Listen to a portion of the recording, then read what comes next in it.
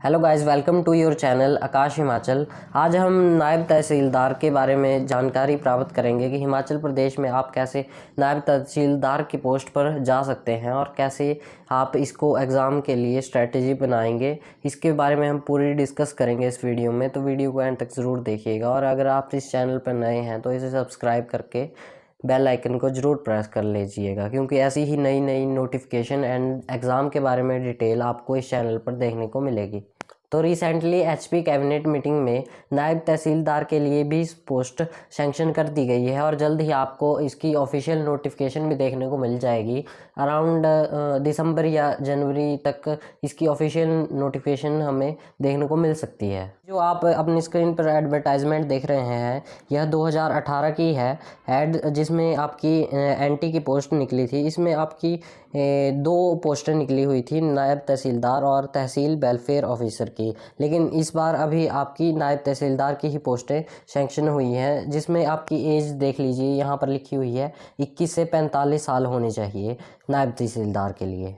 और आपकी education qualification, आपके पास कोई भी ग्रेजुएट डिग्री होनी चाहिए, ग्रेजुएशन की होनी चाहिए किसी भी रिकग्नाइज्ड यूनिवर्सिटी से, तो आप इसके लिए एलिजिबल हैं। और आपको knowledge of custom manner and dialects of Himachal Pradesh की नॉलेज भी होनी चाहिए। यह आपकी यानी एलिजिबिलिटी कंडीशन हो गई कि आप 21 से 45 साल के बीच में होने चाहिए और आपकी ग्रेजुएशन होनी चाहिए। और हाँ, आपके लिए एज रिलैक्सेशन 5 ईयर की होगी अगर आप SC ऑफ HP हैं, ST हैं, OBC हैं या वीकर फैमिली से बिलोंग करते हैं, या फिर आप डिसेबिलिटी वाले पर्सन हैं अगर आप बोनाफाइड हिमाचल हैं। अगर आप बाहर के हैं तो आपको यहाँ पे जनरल की कैटेगरी में ही कैटेगराइज किया जाएगा।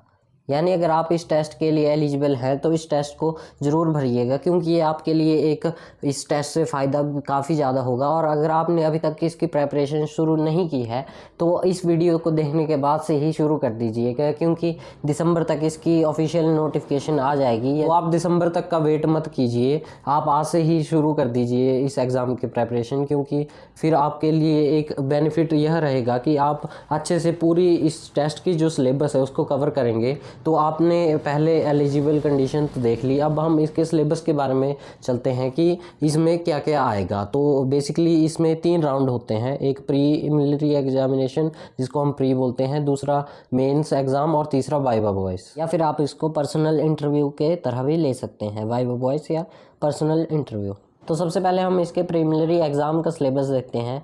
तो प्री इसका 2 आवर का होगा और 120 मार्क्स का होगा, जनरल नॉलेज का ही होता है और ऑब्जेक्टिव टाइप यह एग्ज़ाम रहने वाला है। यहाँ पर HPSSC के द्वारा 120 नंबर को भी अच्छे से कैटेगराइज किया गया है और यह आपके लिए एक अच्छी बात भी है, क्योंकि यहाँ सिलेबस की आपको क्लियरिटी रहेगी कि यह इस एग्ज़ाम में आने वाला है। तो यहाँ पर पहला जो कैटेगरी है वो है history, geography and socio economy development of Himachal Pradesh. तो यह पोर्शन आपका 30 मार्क्स का रहने वाला है, यानी आपको हिमाचल की पूरी history, geography and socio economy development आनी चाहिए। इसके लिए आप बुक्स, मैं कहूँगा कि आकाश की हिमाचल दर्पण उठा लीजिए, अभी से उठा लीजिए और इसको रेगुलर बेसिस पे थोड़ी थोड़ी पढ़ना स्टार्ट कर दीजिए, क्योंकि यह बुक आपके लिए काफ़ी महत्वपूर्ण रहने वाली है। अगर आपको पता भी है कि अलाइड का भी आपका एग्ज़ाम आ ही जाएगा कुछ टाइम बाद, तो उसके लिए भी आपके लिए SPGK कवर हो जाएगी आकाश की हिमाचल दर्पण से, और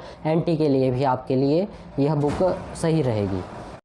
तो यह पोर्शन आपका 30 मार्क्स का होगा और आपको इस पोर्शन में जितना ज़्यादा हो सके उतना स्कोर करना है, क्योंकि HPGK अब अगर आप HPSSC का कोई भी एग्ज़ाम दे रहे हैं तो उसके लिए आप पढ़ ही रहे होंगे, या आप HPSSB का भी कोई एग्ज़ाम दे रहे होंगे तो उसके लिए भी आपकी HPGK स्ट्रॉन्ग होनी चाहिए। तो इससे आपका और टेस्टों के लिए भी HPGK के लिए फ़ायदा रहेगा। तो इसमें 30 मार्क्स में से आपके 25 अब आने ही चाहिए, तभी आप एक अच्छे कैंडिडेट के रूप में आगे क्वालिफाई कर पाएंगे। तो दूसरी कैटेगरी है यहाँ पर knowledge of current events of national and international importance and such matters. ठीक है, तो आपको यहाँ पर करंट अफेयर्स आएंगे, नेशनल प्लस इंटरनेशनल, और यह 50 मार्क्स के आएंगे। तो एक काफ़ी बड़ी पोर्शन आपको करंट अफेयर का यहाँ पर देखने को मिलेगा। प्लस इसमें कुछ आपको साइंटिफिक सब्जेक्ट्स के भी क्वेश्चन देखने को मिलेंगे।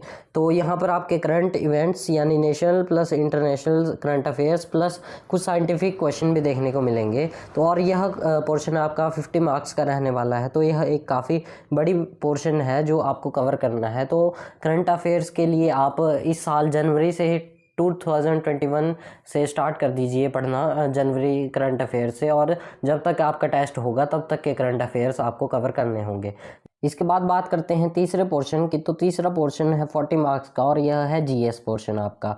तो इसमें यहाँ पर क्लियरली लिखा हुआ है, paper will also include question of modern history from 1857 onward of India. तो मॉडर्न हिस्ट्री आपको यहाँ पर आएगी इस पेपर में, और यहाँ पर प्लस इंडियन कल्चर भी आपको देखने को मिलेगा, Indian polity, Indian economy, geography of India and teaching of Mahatma Gandhi. तो यह पोर्शन आपको 40 मार्क्स का रहने वाला है। और यहाँ पर एक बात आप देख लीजिए कि यहाँ पर लिखा हुआ है मॉडर्न हिस्ट्री, लेकिन आपके कुछ क्वेश्चन एंशिएंट हिस्ट्री से भी आते हैं। लेकिन अगर आप वैसे छोड़ना भी चाहें एंशिएंट हिस्ट्री को तो छोड़ सकते हैं, क्योंकि बहुत कम क्वेश्चन या रेयर चांस होता है कि एंशिएंट हिस्ट्री से आपको देखने को मिलेगा। अगर आपके पास टाइम बचता है तो आप एंशिएंट हिस्ट्री को पढ़ लीजिएगा, अदरवाइज़ आप मॉडर्न हिस्ट्री से भी आपका काम चल जाएगा। तो इसके लिए आप मॉडर्न हिस्ट्री के लिए एनसीईआरटी भी पढ़ सकते हैं। अगर आप आज या इस नोटिफिकेशन के आसपास ये वीडियो देख रहे हैं तो आप स्टार्ट कर दीजिए अपनी स्टैंडर्ड बुक्स पढ़ना, जैसे एनसीईआरटीज़ होगी और भी जैसे पॉलिटी के लिए लक्ष्मीकांत होगी, ऐसे स्टैंडर्ड बुक्स पढ़ना शुरू कर दीजिएगा। अगर आप इस टेस्ट के आसपास देख रहे हैं, कभी लेट देख रहे हैं, आपके पास टाइम नहीं बचा है, तो आप लूसेंट की एक बुक आती है जिसमें आपको यह सारा पोर्शन कवर होता है, तो उससे भी आपका प्रीलिमिनरी एग्ज़ाम निकल सकता है। लेकिन उससे आपका मेन नहीं निकल सकता। मेंस के लिए आपको फिर से स्टैंडर्ड बुक्स पढ़नी ही पड़ेंगी। तो इससे बेस्ट है कि अभी से ही आप स्टैंडर्ड बुक्स और डिटेल में इस पोर्शन को पढ़ना शुरू कर दीजिए।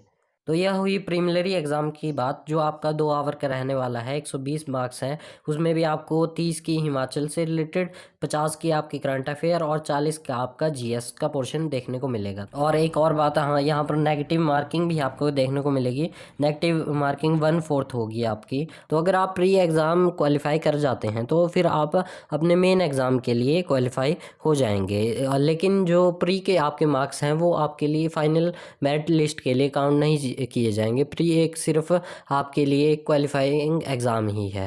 ये मार्क्स आपके मेन एग्ज़ाम प्लस आपके इंटरव्यू के ही मेरिट लिस्ट के लिए बनते हैं। मेंस एग्जामिनेशन में आपके 4 पेपर होंगे। पहला general knowledge and current affair, दूसरा जनरल इंग्लिश, तीसरा इंग्लिश ऐसे और चौथा हिंदी। जो पहला एग्ज़ाम है आपका general knowledge and current affair, यह रहने वाला है 100 मार्क्स का और इसकी ड्यूरेशन है 2 घंटे की। तो यह आपका बेसिकली प्री और मेन के लिए यह पहला एग्ज़ाम आपका सेम ही है। जैसे आप में इसमें भी आपको कैटेगराइज किया गया है 3 पोर्शन में, history, geography and socio economy of Himachal Pradesh, दूसरा national current affair and international और कुछ साइंटिफिक क्वेश्चन, और तीसरा आपका वही जीएस का पूरा पेपर। तो यह 20, 40, 40 मार्क्स का रहेगा और 2 आवर का रहने वाला है। मतलब आपको मेंस के लिए और प्री के लिए आपको सेम ही चीज़ पढ़नी है। और दूसरा आपका पेपर आएगा जनरल इंग्लिश का। इसमें आपकी बेसिकली इंग्लिश की पावर को चेक करते हैं वो कि कितनी आपकी अंडरस्टैंडिंग है इंग्लिश में, प्लस आपकी कुछ रीजनिंग पावर को भी देखेंगे। वो ये पेपर होगा 50 मार्क्स का और यह 1.5 घंटे का रहने वाला है। ठीक है। तीसरा है आपका इंग्लिश ऐसे, यह 50 मार्क्स का रहने वाला है और यह भी 1.5 आवर का रहने वाला है। और चौथा पेपर है आपका हिंदी, यह भी 50 मार्क्स का है और 1.5 ही घंटे का है। तो लेकिन इसमें भी आपको एक इम्पॉर्टेंट और ज़रूरी बात बता दूं कि कहीं आप ऐसा सोचें कि हाँ, मैं जैसे आपका स्ट्रॉन्ग है भाई जनरल नॉलेज और करंट अफेयर आपने प्री के लिए पढ़े हैं और आप इन 3 पेपरों की तरफ देख ही नहीं रहे कि मैं इसमें भाई 100 में से 100 ले जाऊंगा। 100 तो वैसे आएंगे नहीं, लेकिन 90, 95 ले जाऊंगा। तो ऐसा नहीं है, आपको क्वालिफाई चारों के चारों पेपर ही करने पड़ेंगे। अगर आप एक पेपर में भी फेल हो जाएंगे तो आपका क्वालिफाई नहीं होगा। यानी मिनिमम क्वालिफाइंग मार्क्स हैं, पासिंग मार्क्स हैं 33%। आपको चारों पेपरों में 33% आने ही चाहिए। ऐसा मत सोचना कि कहीं हिंदी आपकी स्ट्रॉन्ग है तो भाई हिंदी में हम 50 ले जाएंगे, इंग्लिश को हम देखेंगे नहीं, ऐसा नहीं है। क्वालिफाई आपको इंग्लिश में भी करना पड़ेगा। यानी मतलब कहने का यह है कि चारों टेस्ट में आपको अच्छे से पढ़ना है। सिलेबस आपको मैंने इसलिए अच्छे से एक्सप्लेन किया क्योंकि आपको किसी भी एग्ज़ाम के लिए देने से पहले आपको या उसको प्रेपरेशन स्टार्ट करने से पहले उसके सिलेबस के बारे में पता होना चाहिए, तभी वो आपके लिए एग्ज़ाम क्वालिफाई आप कर सकते हैं। तो बेसिकली सिलेबस का यही कंक्लूजन है कि प्री एग्ज़ाम आपका 2 आवर का 120 मार्क्स का, और एक ही पेपर होगा उसमें आपका, बस आपको कैटेगराइज कर दिया गया है उसमें 3 पोर्शन में। फिर आपका मेन एग्ज़ाम में 4 paper, general knowledge and current affair, दूसरा जनरल इंग्लिश, थर्ड इंग्लिश ऐसे, और चौथा हिंदी।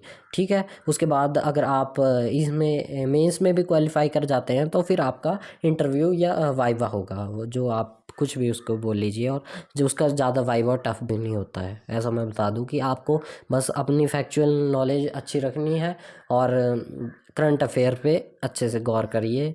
बस यही है इस टेस्ट के लिए मेन फार्मूला। बाकी फ़ीस के बारे में रह गया कि एग्ज़ामिनेशन फ़ीस कितनी होगी, क्योंकि कई टेस्टों में आप सोच रहे होंगे कहीं ज़्यादा ही नहीं हो फ़ीस।